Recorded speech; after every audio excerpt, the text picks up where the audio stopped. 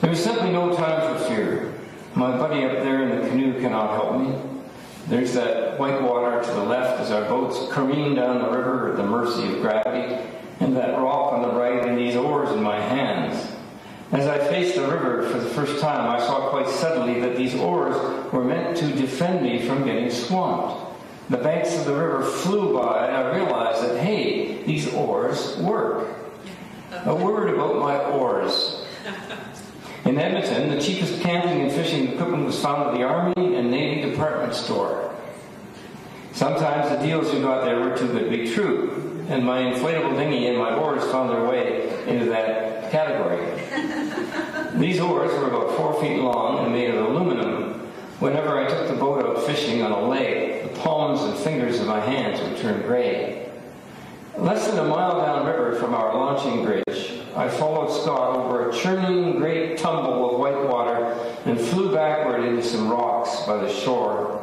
I could not remember exactly what happened, but I came away from the collision with one oar in my right hand and the blade of the other oar in my left hand. I do not recall what happened to the shaft or how I managed to grab onto the blade. But there I was, waving the blade and hollering to Scott to put ashore in his canoe. We both managed to scramble up the bank and drag our boats to safety. In the midst of too many difficulties to recount, snow, wet clothes, cold wind, unfriendly river, you name it, there was this broken off hunk of blade in my hand with an empty socket where the shaft had been, and somehow this had to be made back into an oar. Scott remembered an abandoned wooden shed, perhaps from a logging crew. In the driving snow, we headed for the shed to catch our breath and retool. I suppose we could have dragged all of our gear back up through the forest and found the road and our car and gone home. But something foolish and wonderful must have happened in that first tussle with the river. Something that made both of us not merely determined to carry on, but high on adrenaline. I dug around inside the shed and found some old shingle nails. 2 of them were straight. I pulled a large jackknife out of my pack, another cheap affair from the Army and Navy. And I ventured out of the shed and found a recently fallen young aspen that must have been 2 or 3 inches through the middle. I carved away at a tree at both ends until I had a staff about 4 feet long. I had to slice off the bark and peel away some shavings, but at last my piece of aspen fit into the socket at the end of the blade. With a flat-edged rock, I pounded home the 2 shingle nails. They went through the cheap aluminum as though it were tinfoil. In the meantime, Scott must have been back out in the snowstorm rearranging our loads. I showed him the repaired oar, and we both laughed at it. We might have been a half hour from hypothermia, but in our present situation, we thought my new oar was funny.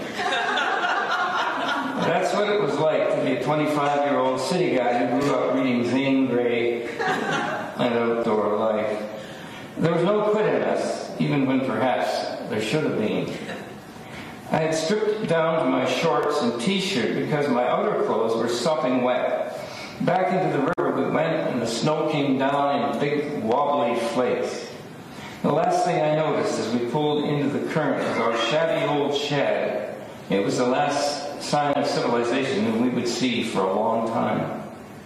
We could not see the mountains for the falling snow. We could barely see 50 feet ahead. But my funny oar worked just fine, and so in our separate boats, we hacked our way down the river a mile or 2 until the light began to fade. By the time we found an open and level place to pitch our tent, the darkness was coming on with alarming speed. I was shivering in my shorts and t-shirt, grappling with my 2 garbage bags filled with clothes and sleeping bag. I was desperate to get into something dry and warm. I dumped the contents of both bags onto the ground, picked through them, and discovered very quickly that everything, even my sleeping bag, was sodden.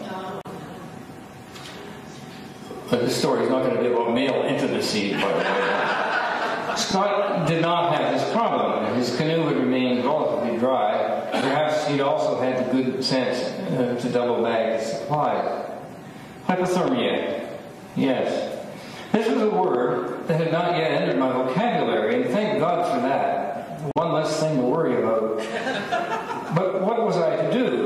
I began to drape my clothes and my sleeping bag and its canvas cover over the branches of trees.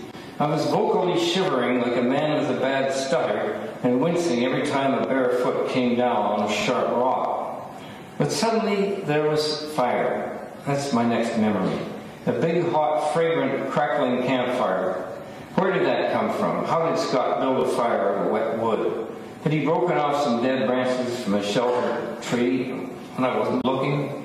Had he cheated and brought a small can of gasoline? Was this friend of mine some sort of woodsy prodigy? I simply don't remember. What I next remember is that we put up the tent, a big canvas one, and it was dry on the inside. And we ate something from Scott's cooler, and we were standing by the fire drying out our clothes. It seemed pretty late at night, and the snow had stopped, but the wind was still blowing and the temperature plunging. I was wrapped up in my ancient sleeping bag and turning like a roasting wiener in a bun. The sleeping bag, an Arctic gauge goose down bag enclosed in a canvas wrapper, was a gift from my Uncle Stan. My uncle had used it in the far north when he was training to go overseas to fight in the Second World War. No zippers on the bag, just metal snaps. The closer I brought it to the fire, the more it got singed and gave off a smelly vapor and took in smoke. It began to smell like the aftermath of a house fire. Our conversation must have been a little eccentric. How does one wiener address another wiener when the first one is constantly revolving around a spit? Does he wait for that moment when he is facing his friend? My guess is that Scott did most of the talking. He was so keen to hunt the next day that the prospect of freezing to death seemed a mere inconvenience. He was probably at that point reminding me of the limitations of our tags, which we had brought with our big game licenses. We would shoot an animal and immediately secure the tag around the tendon in its back leg. Why immediately? Game wardens. So, when we've done all that, how do we haul our moose back to the boats? Elk. Oh, right. What if we shoot an elk, or two, and we have to haul the meat through all this bare country? Scott was silent for a moment. He grinned at me as I rotated back into sight. Just pray we don't shoot anything till about the third or fourth night out. We must have fallen asleep in a tent full of smoky clothes, many of them almost dry. I was all wrapped up in a sleeping bag, singed by the fire, but it was warm and comfortable, and I was as dry as a burnt hot dog.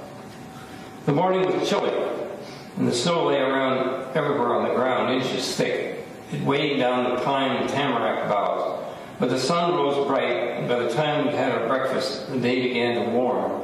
Scott went off with his rifle to check the ground for elk sign. I fetched my cartridges from my pack sack and my rifle from its case and checked it out for signs of moisture.